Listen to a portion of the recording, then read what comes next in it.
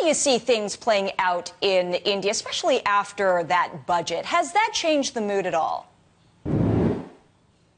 Absolutely, Angie. I think it was a wonderful balancing act between a commitment to fiscal discipline on the one hand and clearly signaling a stronger commitment to economic reforms, while acknowledging the political realities that we have in India in terms of social justice.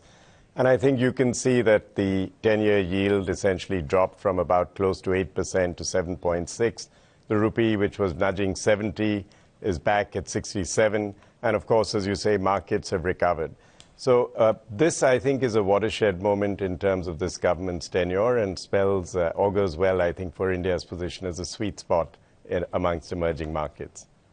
It's also stoking a lot of speculation that we're going to get a little bit of a reward from the RBI in the form of a rate cut here.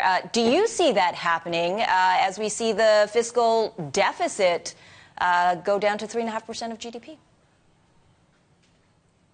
Yes, I think there is room for that. I think that by now we should understand that the governor is not as dovish, if you like, as many in corporate India would like him to be.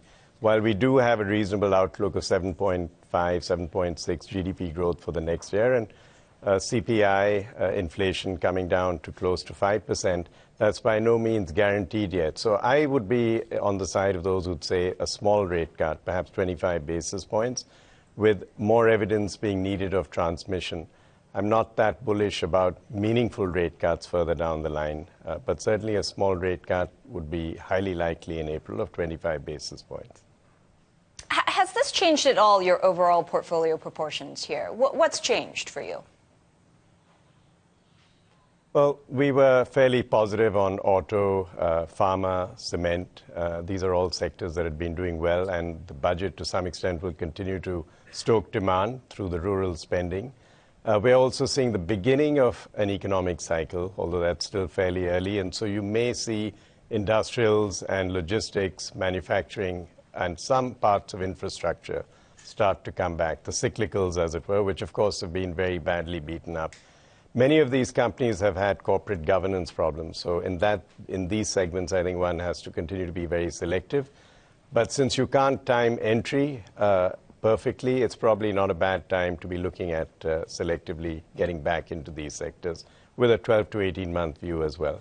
So we have changed our view on cyclicals as a result of what's happened. Interesting. What about commodity prices? We've seen a rebound there. You think that's going to correlate into a rebound in equities in India? A lot of that has already helped us. I think there's no doubt that we had a windfall dividend over the last 18 months. That's one of the reasons our fiscal deficit is still under control. But as you know, Angie, there's a downside to this because it also means global demand is soft. And one of our worries is that exports have been actually very weak over the last 18 months. And that's certainly a concern in terms of corporate earnings. So our hope is that you'll see oil prices stabilize, demand and supply come into balance over the course of this year, which will actually be helpful. I'm not sure that more volatility is going to help India, even though we're a beneficiary of low commodity prices. I think most of the benefit of that has already flowed through into the system. And at this point, I wouldn't expect more upside.